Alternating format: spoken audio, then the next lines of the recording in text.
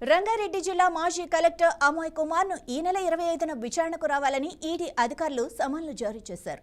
ఆయనపై మహేశ్వరం పోలీస్ స్టేషన్లో నమోదైన ఎఫ్ఐఆర్ ఆధారంగా మనీ లాండరింగ్ కోణంలో ఈడీ గతంలో విచారణ ప్రారంభించింది. అందులో భాగంగా 2024 అక్టోబర్లో పలుమార్లు ఆయన్ను ఈడీ అధికారులు విచారించి వాంగ్మూలం నమోదు చేశారు.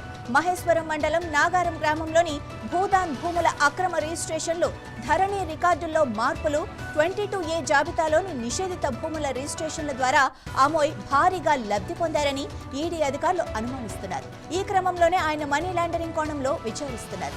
ఆయన రంగారెడ్డి జిల్లా కలెక్టర్ గా పనిచేసిన సమయంలో 42 ఎకరాల భూదాన్ భూమిని ప్రైవేటు వ్యక్తులకు కట్టబెట్టిన విషయంలో పెద్ద మొత్తంలో డబ్బులు చేతులు మారినట్లు ఆరోపణలు వచ్చిన సంగతి కూడా తెలిసిందే. ధరణిలో ఈ భూములకు సంబంధించి మార్పులు చేర్పులు జరగటం, నిషేధిత జాబితాలో ఉన్న భూములకు రిజిస్ట్రేషన్లు పూర్తయిన తర్వాత పాస్ పుస్తకాలు ఇచ్చిన వ్యవహారంపై ఒకవైపు పోలీసులు, మరోవైపు ఈడీ అధికారులు దృష్టి సారించారు.